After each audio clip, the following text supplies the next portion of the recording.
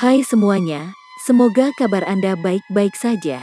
Terima kasih karena sudah memberikan support dan juga kesetiaan Anda untuk membangun channel ini.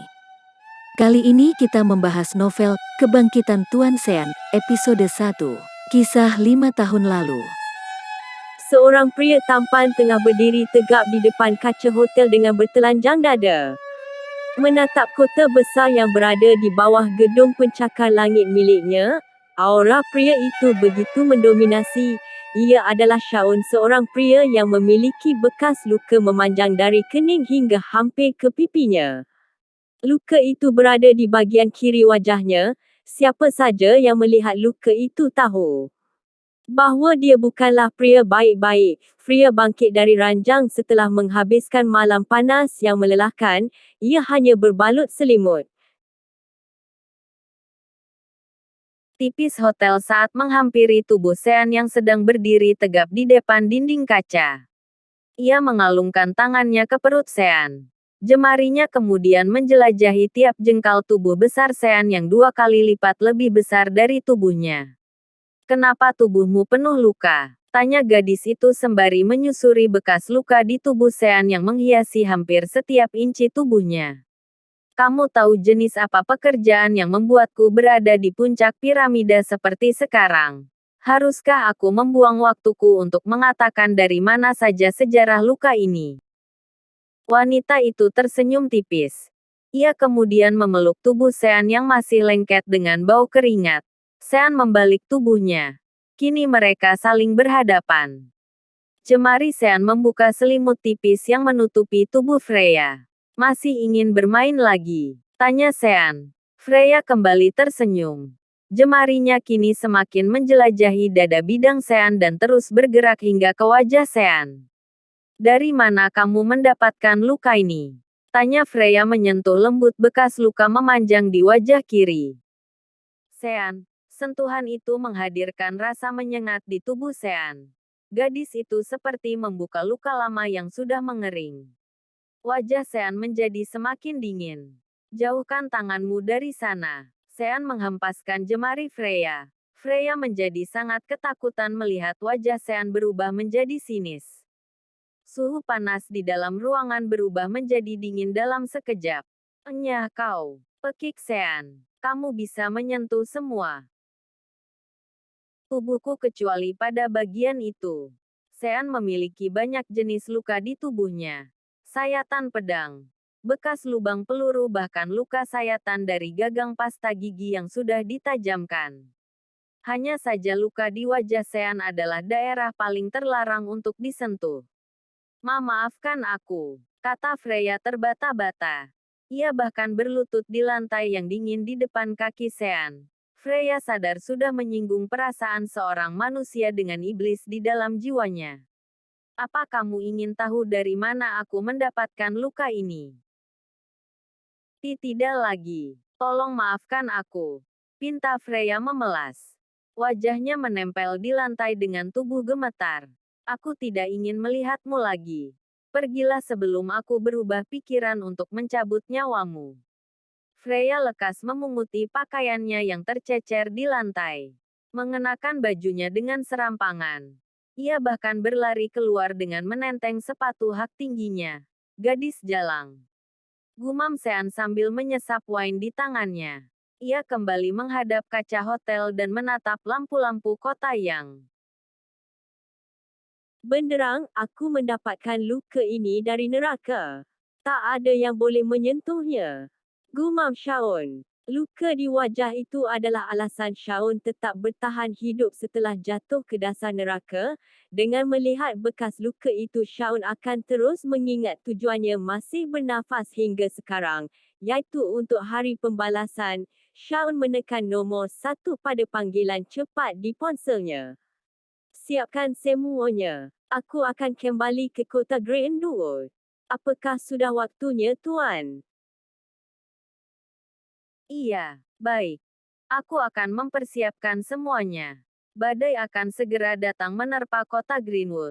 5 tahun lalu seorang pria bernama Jonathan menjadi hinaan yang memalukan seluruh kota dan kali ini Sean akan membalaskan dendam itu. dan mematahkan kaki-kaki yang pernah menendang Jonathan ke penjara tergelap di kota itu. 5 tahun lalu di sebuah villa yang jauh dari pemukiman. Seorang wanita cantik tengah terkulai lemas di pembaringan. Selama hampir 20 menit Jonathan merasakan hatinya tercabik pada suara raungan dan putus asa dari Anne yang berada di kamar terkunci tepat di depan dirinya. "Biarkan dia pergi. Hukum saja aku," teriak Jonathan dengan putus asa, entah berapa kali ia berteriak hingga suara di tenggorokannya menjadi parau. Villa ini jauh dari pemukiman dan tak akan pernah ada yang bisa mendengar teriakan itu. Setelah semua selesai, pintu kamar di depan Jonathan terbuka. Ia melihat Anne sudah terkulai tak berdaya di atas ranjang. Di samping tubuh itu ada seorang pria tengah mengenakan Atasannya.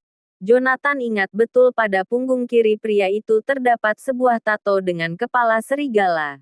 Jonathan menjadi gila setelah melihat Anne yang lunglai dan berantakan. "Aku akan membunuhmu." Pekik Jonathan hingga seluruh otot di lehernya menonjol. Lelaki yang tak ingin menunjukkan wajahnya itu menyeringai sinis. "Baiklah. Balas aku setelah keluar dari penjara. Aku yakin kamu bahkan tak akan bisa keluar dari sana setelah masuk ke dalamnya." Pria itu memakai topengnya kembali, lalu berjalan menghampiri Jonathan. "Kamu seharusnya tahu diri untuk tidak jatuh cinta pada wanita jika kamu tidak bisa menjadi kuat. Mereka membayar banyak untuk membuatmu berpisah dengan kekasihmu. Bahkan menggunakan Anne temanmu sebagai korban juga. Ingatlah, penderitaan Anne adalah kesalahanmu juga." Jonathan penuh amarah. Ia ingin mencabik pria bertopeng di depannya tetapi dua pengawal itu masih mengunci lengannya. Sekuat apapun usaha Jonathan itu terlihat sia-sia dan justru membuat ia semakin kesakitan. Anne bangkit dari ranjang dengan sia-sia tenaganya membalut tubuh telanjangnya yang rusak parah dengan selimut tipis. Ia meraih botol minuman di samping meja. Dengan tanpa peringatan ia menghantamkan tepat pada kepala pria yang baru saja merenggut kesuciannya. Botol itu pecah. Dan pecahannya yang tajam mengenai wajah Jonathan hingga membuat luka memanjang yang dalam di wajah Jonathan. Pria di depan Jonathan merasakan sakit di kepalanya. Darah merembes dari kepala hingga membanjiri sisi kiri wajahnya. "Kau," pekik pria itu ketika menoleh ke belakang. Anne berusaha mengambil balok kayu di bawah kakinya. Ia segera mengayunkan balok itu tapi secepat kilat kaki panjang pria bertopeng menendang perut Anne hingga terpental dan jatuh ke belakang. Kepalanya membentur ujung meja dengan keras. Anne tak sadarkan diri di atas lantai. Darah segar menggenang di bawah kepalanya tak lama setelah ia terkulai. "Anne. Tidak," pekik Jonathan. "Tinggalkan dia. Polisi akan segera datang." Titah pria bertopeng itu pada dua anak buahnya.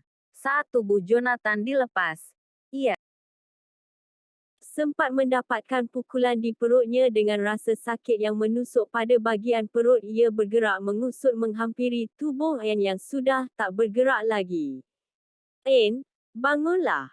Maafkan aku. Ini semua salahku." Jonathan terus merambat mendekati Anne dengan putus asa. Saat ia berhasil meraih telapak kaki Anne, ia merasakan sensasi dingin pada kaki itu. Jonathan meraung keras. Setelah itu, sirena mobil polisi terdengar semakin mendekati gudang tua ini. Mereka segera menangkap Jonathan dan memborgol tangannya. "Anda ditangkap untuk tuduhan pemerkosaan dengan penganiayaan.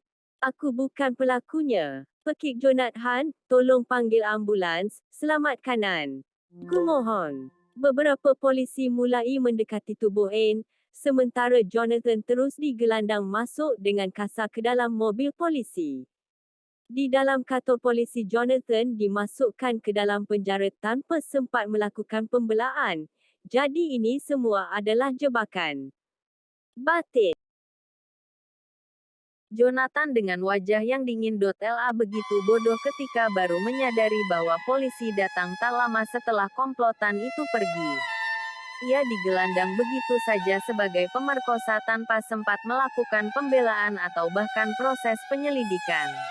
Terima kasih sudah mengikuti channel Wandan Putra Orsia. Jangan lupa subscribe, like, and share. Tunggu episode 2 selanjutnya. Salam silaturahim.